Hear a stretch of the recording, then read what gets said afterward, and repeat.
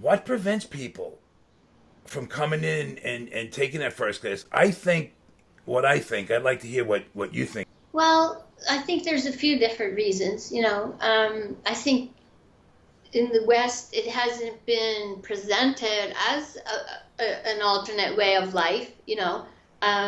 It's presented as a physical thing, and the people that I come into contact to say, they come in, the first thing out of their mouth is, "I'm not flexible." And I say, "Well, do you have a flexible mind?" Maybe. Because that's what I'm looking for. I don't care what shape your body's in when you arrive, but if you have a flexible mind, then I've got something to work with. That's where we can start. But I think people are intimidated to go to a yoga class a lot of times because they think they have to look a certain way. They have to have a certain yoga body.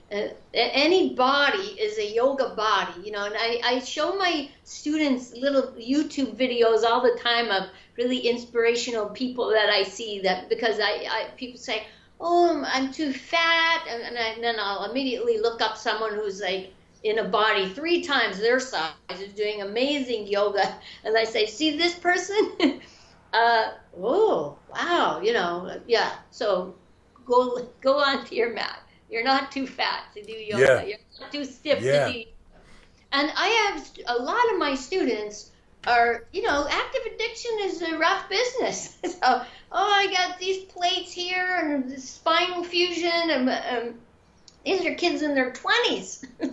Let alone, I get some old folks that are, it's hard to get onto the floor. "Oh, let's do it in the chair. We'll make it happen, But people are really intimidated by yoga because of what they perceive, what you see in every magazine, a young, and by the way, white woman is portrayed as a yogini in this country, Interesting it's point. A whole other subject. Interesting but valid point. Very good. Yeah. I'm not even going to go into that subject, but just to put a... But thank you for planting that seed. So yoga is for everybody, and it's a way of life. If we will start to take from this rich tradition the whole picture, but in America we're so obsessed with the physical body. It's all about the body. People come in, "Well, I get ripped abs," or this is not the purpose. Yes, you can get a nice looking body if you... You know what the attractive thing is? Just the way you laugh at that. Like you laugh at that. No, I'm serious. The way you laugh at that ignorance, there's a warmth, but also, like, you don't say, I don't feel like you're, like, if I come in there with that mindset, right? I don't feel like you're insulting me, but you are making me feel a little silly. And that's okay. But like, you're making your point, but you're doing it in a delicate way. That's my point. And that's huge. The mother cuts through the bull, right? But hopefully she does it with love. So that is part of my job, is to cut through some bull, because people come with a lot of bull. Yeah. Their ego is way overblown, either presenting as arrogant or low self-esteem. It's the same thing. It's ego. So not understanding that I am perfect the way I've arrived. People are doing the postures with me, and they're like, "Oh, Giri, I could do this 20 years ago," and I'm like, "You're living in the past. Stay out of the past. What is the body you showed up with today? That's what you're working with. Deal with it." Mm-hmm. Okay. Yeah. That's what you got. Be be realistic. Don't your body is not 15 years old and hasn't gone through 30 years of abuse. This is what you showed up with. So I talk a lot in my yoga asana class while we're doing the posture. What's going through your mind? Go beyond the limitations of your mind. That's one thing that yoga teacher training taught me more than anything else. I had a lot of limitations in my mind, and I was able to go beyond them. I was brought up in a household that was like very fear-based. So even when I did my first 4-step, I realized like the connection between everything was I did this out of fear. I did that. I did all these things out of fear. My life was just run by fear, you know? And so even just going to yoga teacher training, getting on a plane, going by myself to yoga teacher training in this unknown world, never been in a yoga ashram before, monastery, you know, and it's very different. Chanting. I phoned my father from there and he said, "What are you doing there?" And I said, "Well, we're doing chanting." And he said, "I think you're in a cult. You better get to the next plane home." Yeah. And now he's very grateful that I'm involved in yoga because he saw the great changes that happened within me. But at first it was a little weird for him. Sure.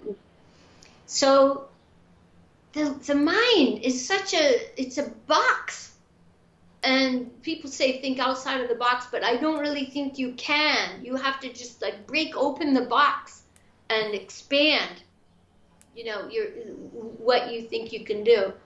I went the year after that, I decided I had wanted to go to India for some time, but nobody would go with me. And my partner didn't want to go with me, my friends, nobody wanted to go with me. And this is how small of a box of a mind I had at the time, was it never even crossed my mind. It wasn't that I dismissed it, but it never even crossed my mind.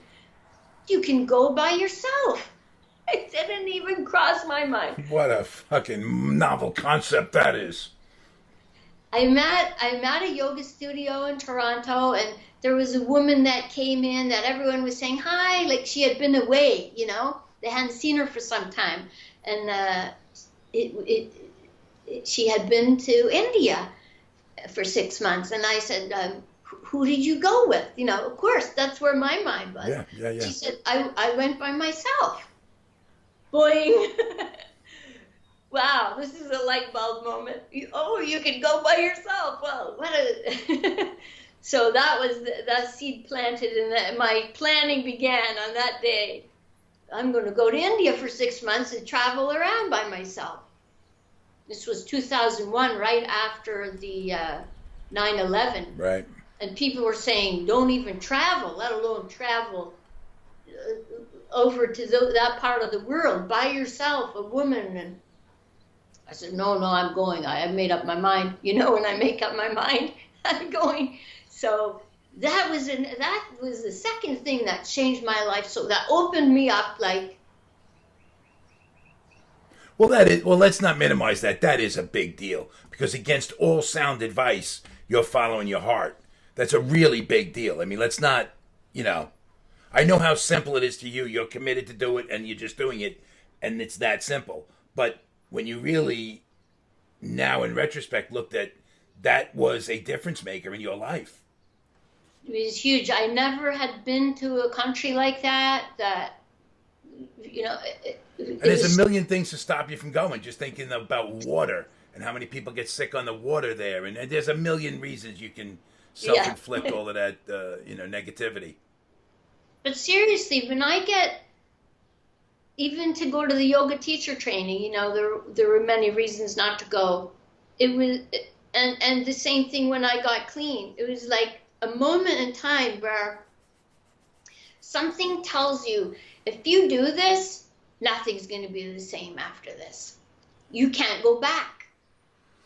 You're a butterfly. You're never a caterpillar again. Exactly. That's right. So, and knowing that and feeling that in the butterflies in the stomach from it, and still moving forward and doing it, that's where I think people back off, when they get that, everything's going to change.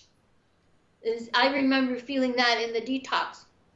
Who am I going to be after this? Fear of the unknown. Absolutely. Now, after this. Yes. Yeah. Yes. Jumped the cliff, but at some point there was just, it was like there was no choice. Of course, there's always a choice, but it's like, okay, die or do this. Yeah. Okay. Well, that's you know what? That's when they say, here's something, a couple of things in recovery that were game changers for me, right? One is, people have the God issue, and one of the acronyms for God is gift of desperation, right? So no matter how you are religiously, spiritually, whatever, when you can just think of how valuable pure desperation is, we will do things that we've never dreamed of doing, because when you're desperate enough, you do what the fuck you got to do. And it's that simple. And then, so it really is the gift sometimes to be at your lowest and your weakest, because you find strength you never knew was there. And you would have never known without finding that level of depth. Exactly. So that's the one thing. It's profound. There's so many different, lessons you learn. But that whole desperation thing, it's huge. For a long time, I had a bookmark that said "The Gift of Desperation." It had a beautiful little poem, and I kept that in my basic text for a long time, and it really was true for me, and I really saw that as a huge gift. You mentioned masculinity before, and I often the opportunity to talk to men about this isn't as available, I think, as it is women. But when you talk about masculinity and femininity, and yoga, is yoga not?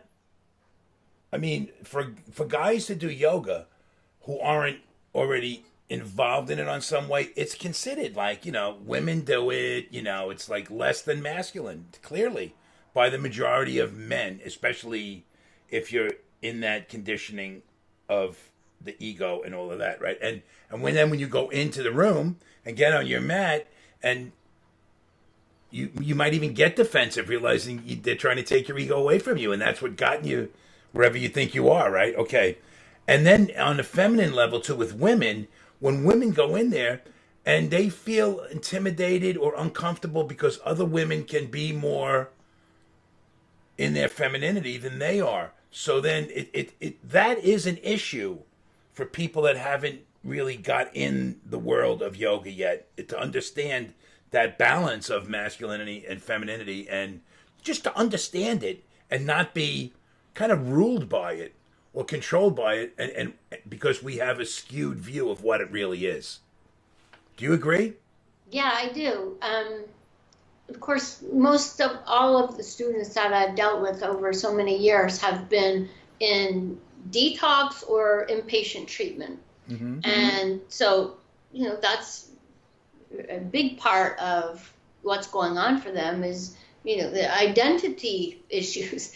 So, and the men, in the West, they think, only women do yoga, which, I remind them or tell them it used to be only men did yoga. It wasn't. Thank you. Thank you. So that was not that long ago, by the way. I have a poster of a man doing all the postures in my little cabinet, and I take that out and show. See, Giri, that was not that long ago, by the way. No, it wasn't. Thank you, Western culture. I show, because they say, I can't do this because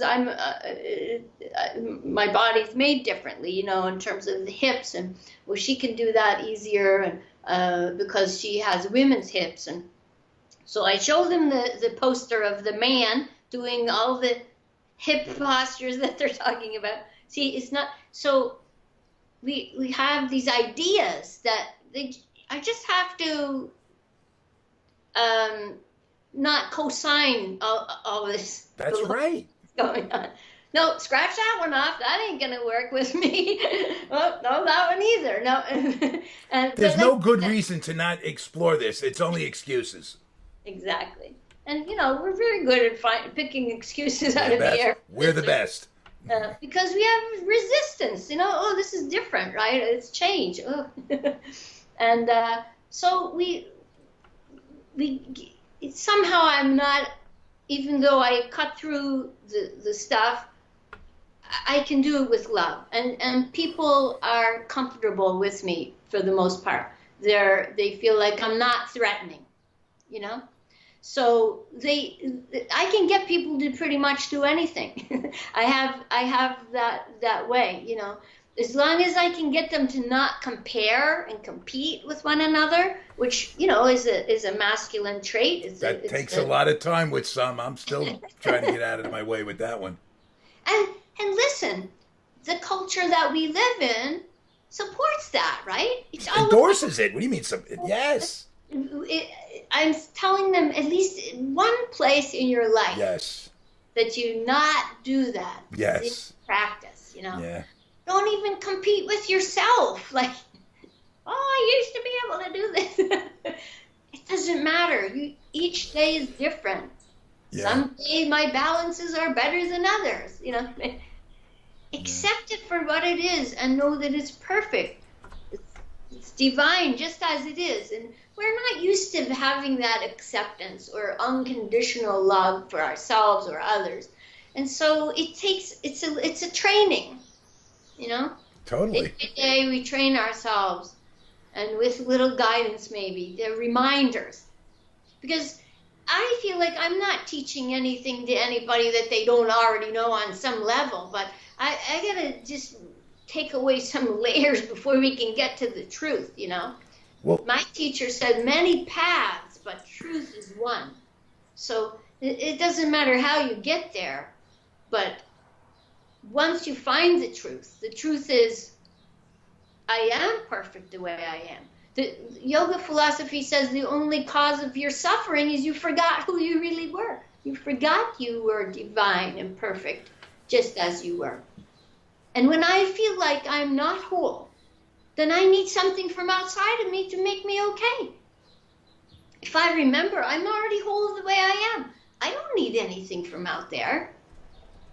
And we do this great affirmation. All I need is within me now.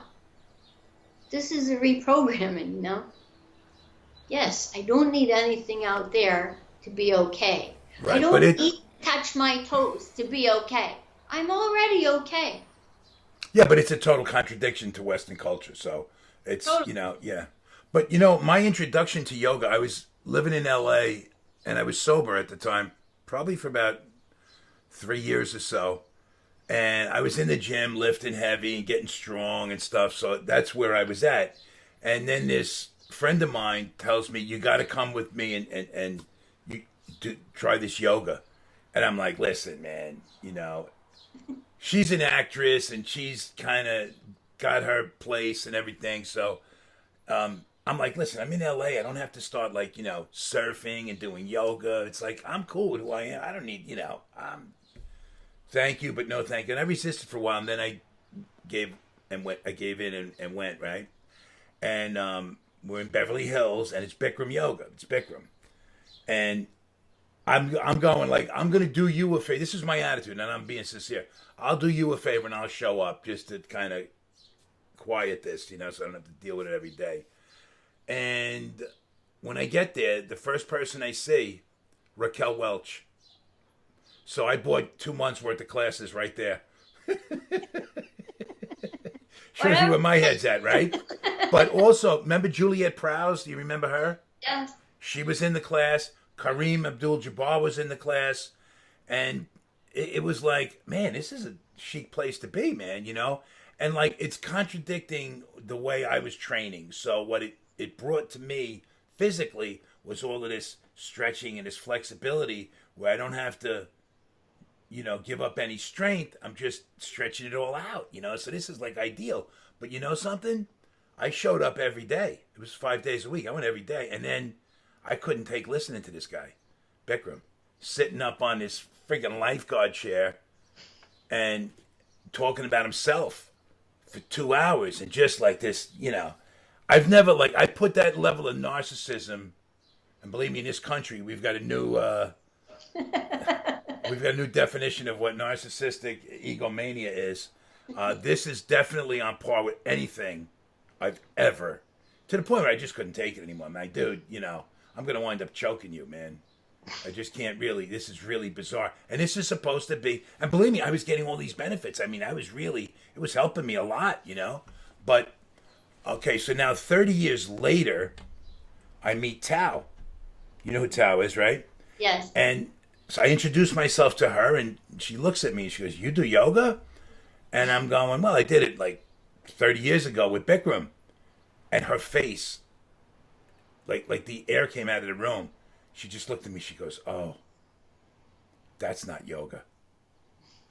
And as we talked, and I've interviewed her a couple of times, she's a dear friend. I love her to death. She's just like such a tremendous human being, a beautiful soul.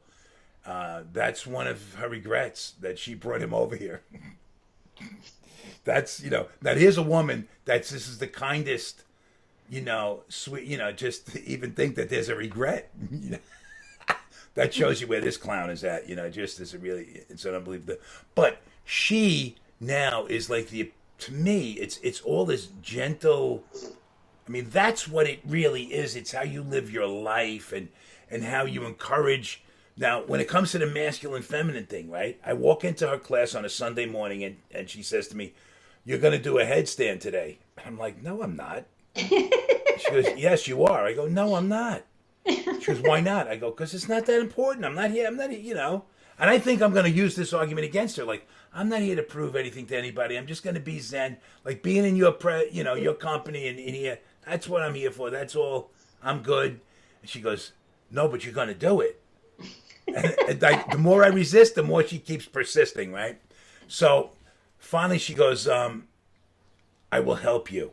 Now she literally weighs, I don't even know. I mean, not a lot. She's a tiny, frail woman. I said to her, I go, "Tao, if I fall on you, it's a homicide. Okay? I'm not taking on any more guilt.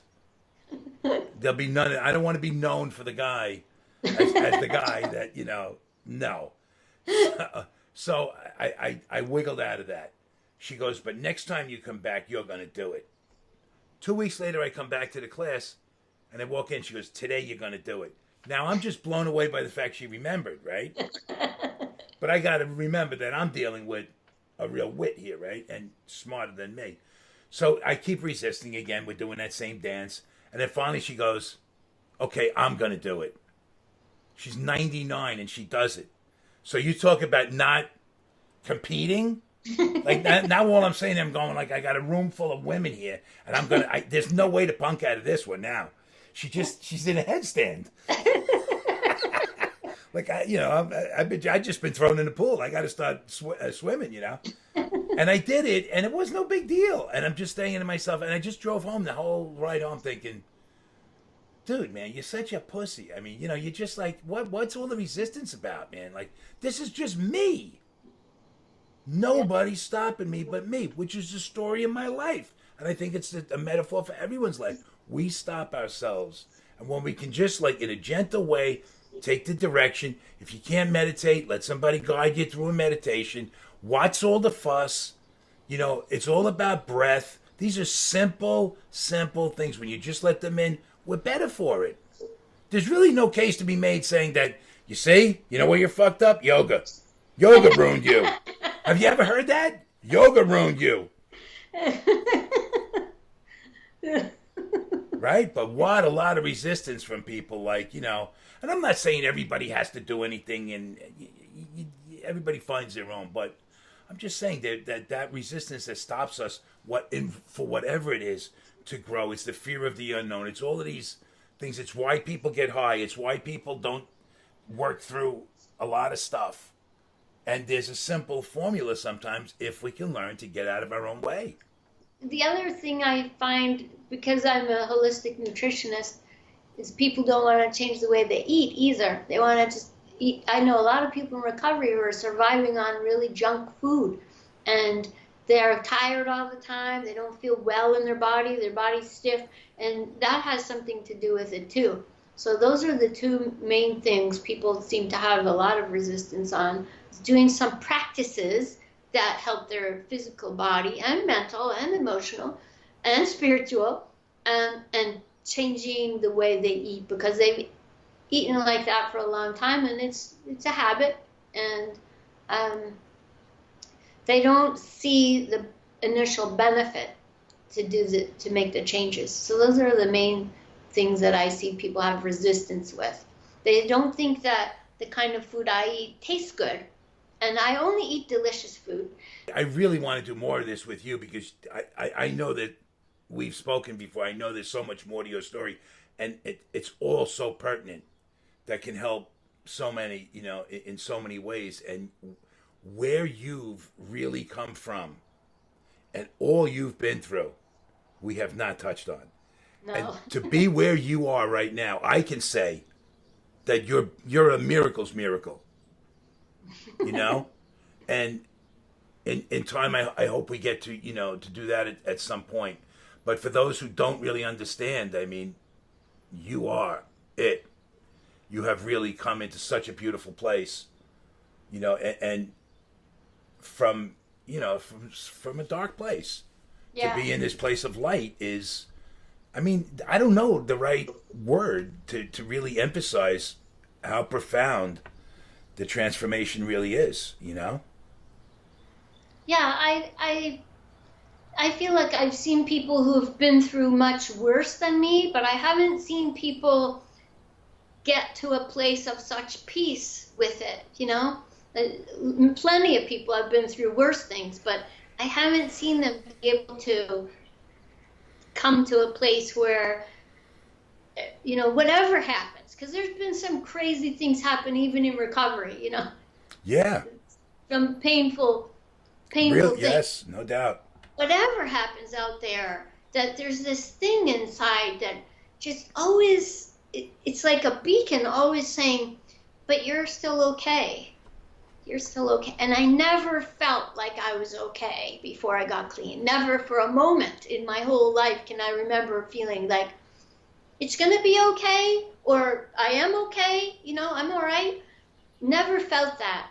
And now that regardless of what's happening, there's this thing, because I've been able to finally separate myself from the body, mind, thoughts, and emotions. I am not this body. I am not this mind. I'm not these thoughts and emotions. But I can witness that happening. I can see that I'm experiencing the most deepest grief feeling. But I'm okay. I'm okay. I'm here. I am the omnipotent, omniscient self that's changeless. This self is always okay. This personality self goes through ups and downs and crazy stuff.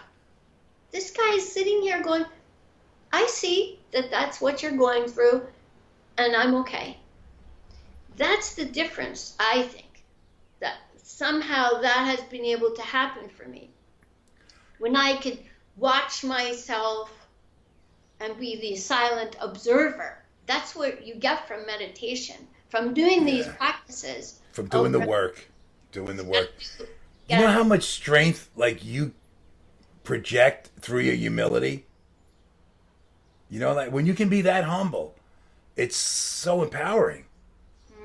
When it's true. And again, you've done the work. I mean, it's clear. I just think that you offer so much hope, and you're so relatable and so approachable and so easy to listen to. And you're real.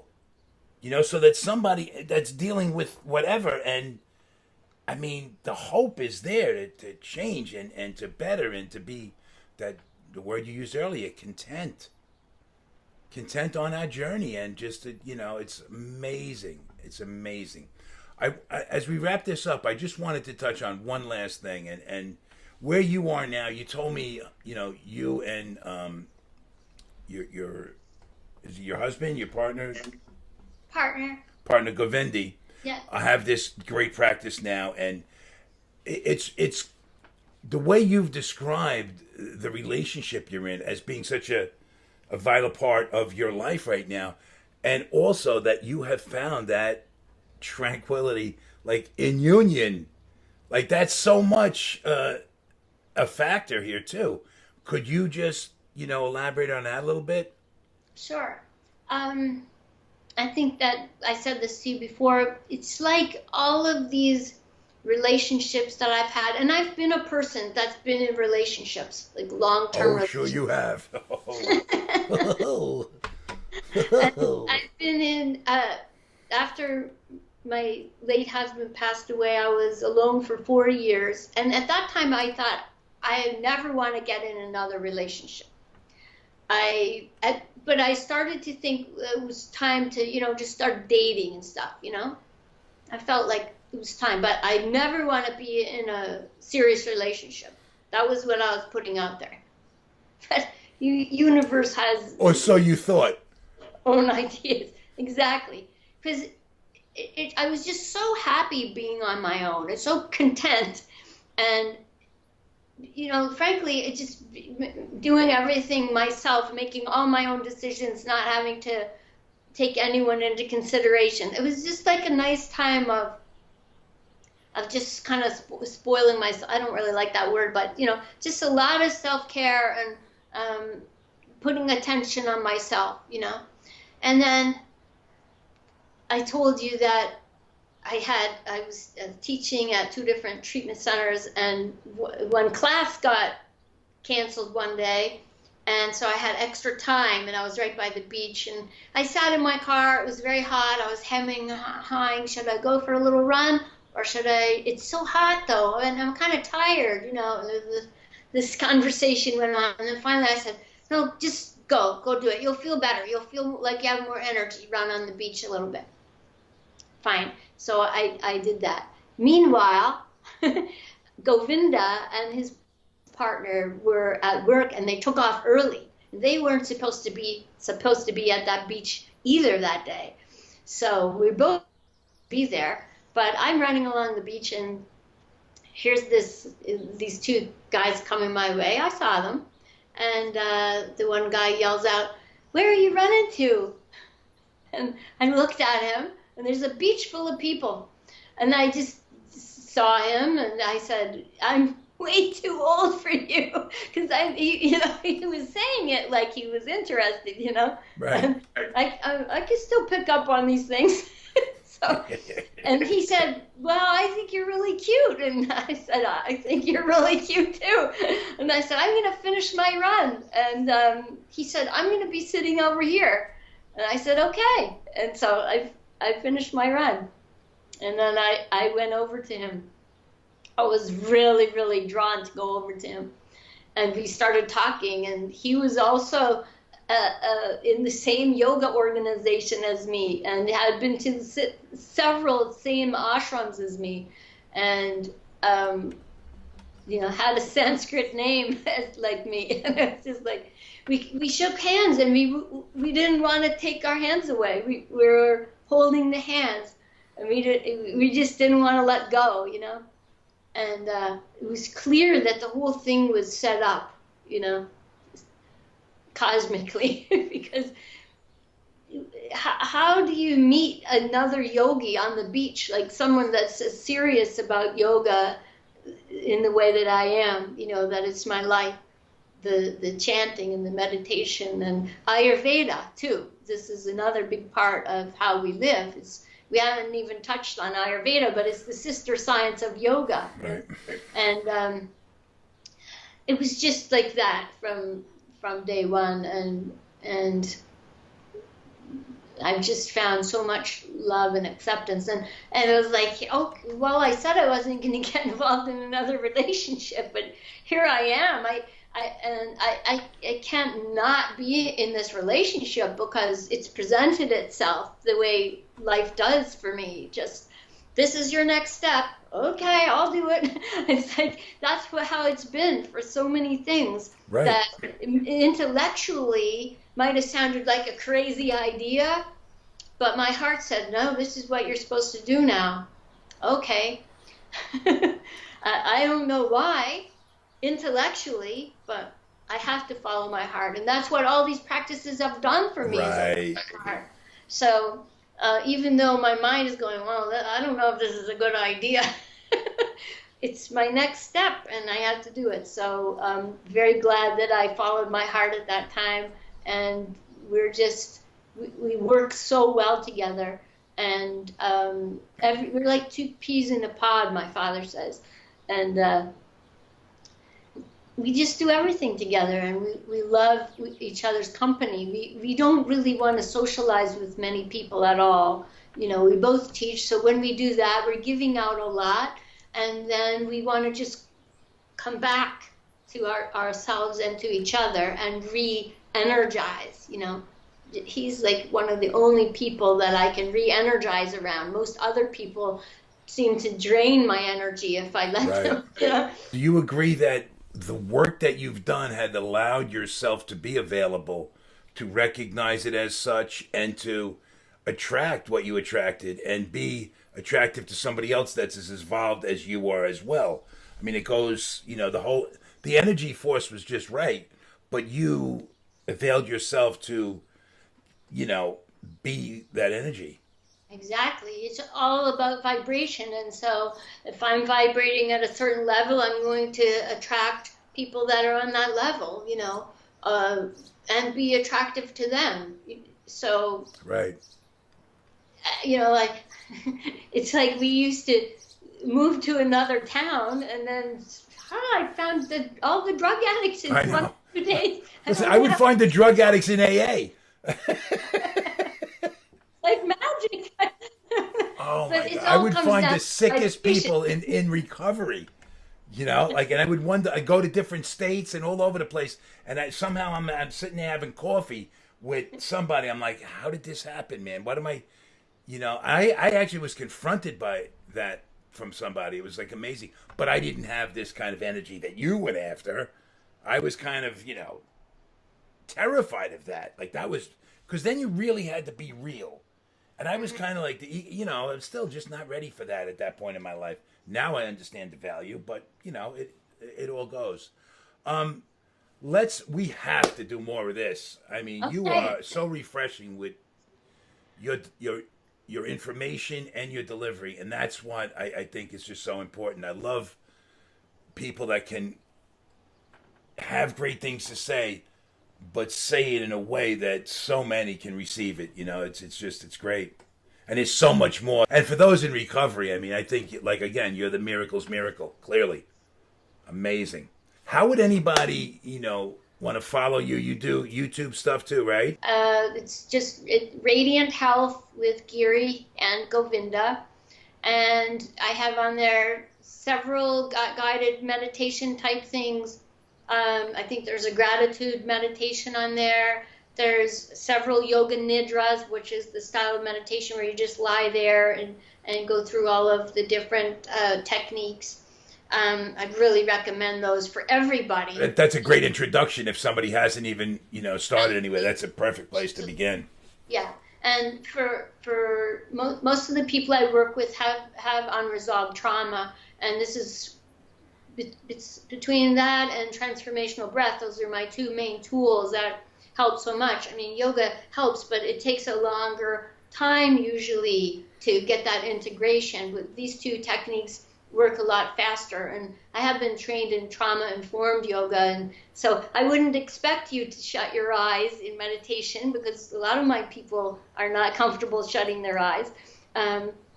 So we have on there, Govinda also does a lot of sound therapy. So he has 3, I think, sound baths on there with his love harp that he made. And I think they're 16, 17, 20 minutes, something like that. And again, you just lie there in your bed or on a mat and absorb that vibration, like you were talking about before. He uses a bowl, but the main the character in that whole sound bath is his harp that he made with love, and it's 20 harp. Is that the harmonium? Oh no, that's something else. No, it's a 20 harp that he built. It's like, it's not up here, it's down here. Oh, okay. It's amazing, the vibration from there. And actually that that tool that he doesn't even say he built it. He says spirit built it, but and that tool has given him as much healing as it's been giving people who are receiving it, like him opening up while he's learning to do these sound therapies, opening up his voice. And he's another story. Maybe he'll come on. Please try something out on our YouTube channel. You too, because you'll really feel what it is that we're doing. You know, you've got to have the experience, because, and in yoga we're taught that, you know, don't listen to anything anybody says. That you can read all the books, that you have to do the practices. Then only can you know the benefit. Then only can you say, oh yes, this worked for me. You know, nothing I say matters really until you yourself have the experience of it. We call it first-hand experience, or is another word, but you know, it doesn't matter. It's your own experience, right? That's all that matters. Then you know. It's like spirit. People have issues with whether or not they have a belief in something greater than themselves, right? And you know, you can talk about it till the cows come home, right? It doesn't mean anything. It means nothing, less than nothing. You have to have the experience of it. That's the work that we're doing, bringing connection back to people. Yep. And my first moment of that was when I was in the detox. When I was, you know, I first had some surrender leading up to going to the detox, but in the detox, I was in so much pain. The place that I went to, you didn't receive any kind of comfort medicine or anything. It was just good. No aspirin, nothing. Right, so good. I was in terrible pain. Every muscle in my body was in a spasm. I'd never felt such pain. And I really did believe I was dying. And I told the staff, you know, I think I'm dying. And they said, no, you're not dying. They've never heard a patient say that before, I'm sure. I was so serious, you know. I know. Drug seeking or anything, because I knew they don't give you anything there. So I really just wanted to let them know, I'm informing you, like, I am dying. I have next of kin, I'm just saying. But that night that it, like, you know, that was after several days of one thing coming out of my system, another thing, and then there was one day that it was just so bad, and I went to bed that night crying myself to sleep and saying, somebody, please help me. Anybody. I mean, and in that moment, I completely surrendered when I asked for that help. I had never asked for help like that before. But I needed to be in that much pain for me to ask for that help. That's how much it took for me.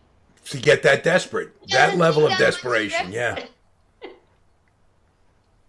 God, I hope it doesn't take that much for everybody. Yeah. It doesn't. But for me, that's how something happened in the night. I cried myself to sleep. I woke up in the morning. Boom. I was different. Completely different. And I've never went back. I was completely changed.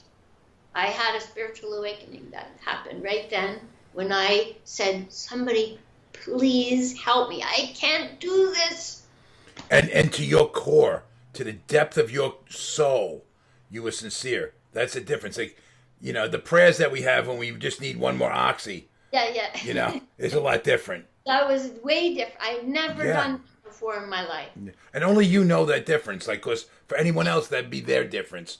But we know, and you know, when the switch is flipped within us, you know, and that's profound. Wow. And then, you know, there's more to the story, of course, but because there's more to all my stories. We'll leave it at that. And this is why we have to do it again, because you have such a great sense of humor about some real heavy stuff, and good for you for that. Finally, by the way, you know, and you have such an enthusiasm about, you know what you've been through and who you've become.